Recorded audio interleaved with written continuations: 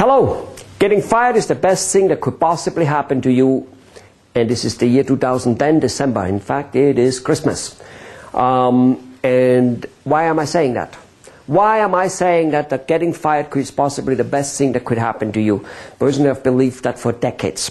And it is more true now than ever. Here's what's happening, ladies and gentlemen.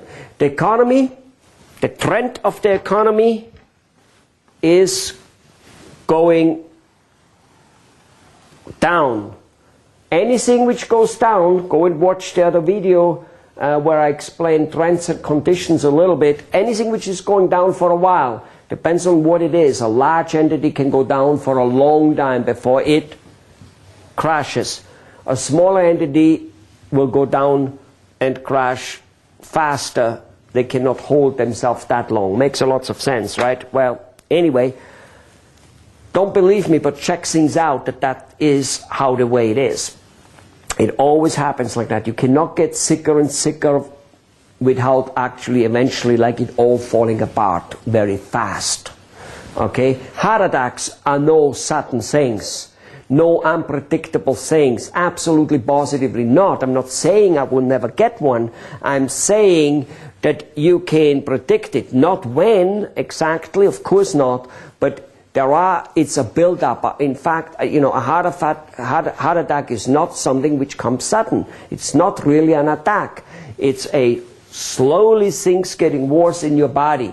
And eventually the body goes, something, you know, a new little something comes in it, it can't handle it, and it goes kaboom. All right. Ladies and gentlemen, okay, in my company, when people get hired, they're told they shouldn't work for me, they shouldn't work for IBM, Microsoft, General Motors, any some such big company, and or for me, some small little tiny nothing. However, okay, they are told that. Doesn't mean I don't want them, because I'm putting ads in it to hire them. But I tell them that. You can ask any one of my employees, not once, but almost every week or couple, 2-3 weeks, every month at one point or another, they hear that from me. I tell them, look, try to find out what creating a business is all about, get your energy together, start a side business right away, and quit as fast as you can. I find other people to work. And in fact, that's how I can get them out there to do it. Many people do not do what I'm asking to do and what I say, and yet some do, quite some. In fact, we just had a Christmas party, and I would probably say 60, 70 or 80% are planning somehow their exit. They're doing something on the side already, and you know, some type of business. So, ladies and gentlemen, the corporate world, not obviously, but if you just look at the trend, the corporate world will not support you. You're a slave. The corporate world will tell you that you get 10, 20 cents, 50 cents, maybe $1 or $2 of pricing, of increase, and you go, wow, this is great. But at the same token, a gallon of milk is going to cost 50 cents more. The carrot's going to cost 50 cents more. The gasoline going to cost $1 more. The insurance costs $300 more, name it, name it, name it, and you are making less, and that has been a trend. Look at it. And don't say, well, yeah, but. No, not yeah, but. This is not good for you. Do not keep doing what you're doing. Try not to let other people keep doing what they're doing if you possibly can, because that is insanity. I do not know whether I will change your mind. I'll try to change your mind. Okay? About doing what you're doing, I'm talking about. So, let me tell you something, ladies and gentlemen. Whatever money on an average you make now, if you're a relatively high-powered guy, same thing. Then if you are a, let's just say 10, 15, 20 dollar an hour employee, same thing. Yes, if you're a high-powered guy, or for that much some other, you know, and you want to look for a new job, difficult. I know a couple of people, and one of the Starbucks I go relatively regularly do once, twice a week, and there's this 1 or 2 people, and they're there literally for months. looking for a job, plugging away at their computer, sending out resumes, doing everything they can. They call it a full-time job. Not finding one. Now I come along and I say, hey, this one guy, he loves cars, Ferraris in fact, knows everything about it, I think. So he says anyway, and you know, whatever he talks, it looks like he does. So I said, well, why don't you sell Ferraris? Oh, he says, I would like to. I have asked several Ferrari dealers here in Los Angeles. They are not hiring me. I'm coming up there from wherever, Alaska, and they boom. I go, I didn't ask you to go and ask for a job to sell a Ferrari. Why don't you just sell a Ferrari to somebody, find somebody to buy a Ferrari, and then broker it with one of the dealers in Los Angeles. Maybe not even in Los Angeles, maybe with one of the dealers in Mexico, in Texas, or in New Jersey. Who cares? I remember about 20 years ago, I bought a car and I owned a restaurant in Denver, Colorado, and a guy walked in and had lunch, and we talked about cars. He probably was steering the conversation towards it. Anyway, it doesn't really matter. I don't remember how it happened. 3 days later, the guy came back.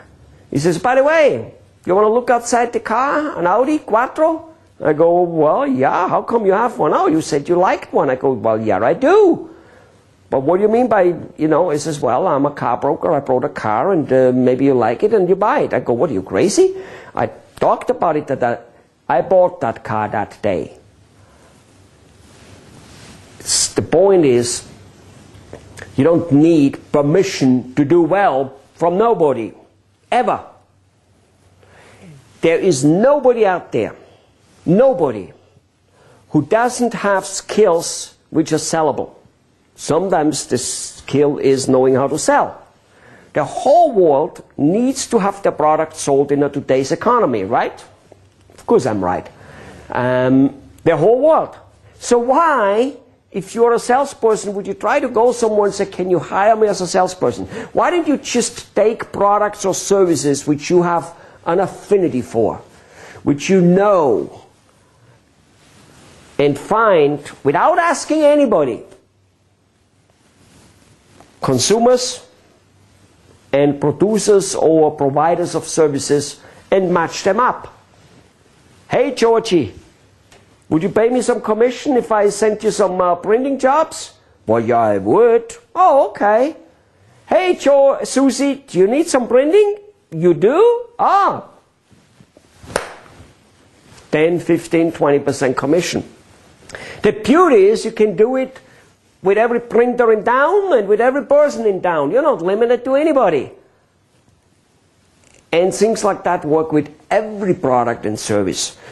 Could you be, let's just say, liking or knowing how to cut grass on a low level, like the 16-year-old kids or 14-year-old kids who mow grass for whatever, their neighbors for $5?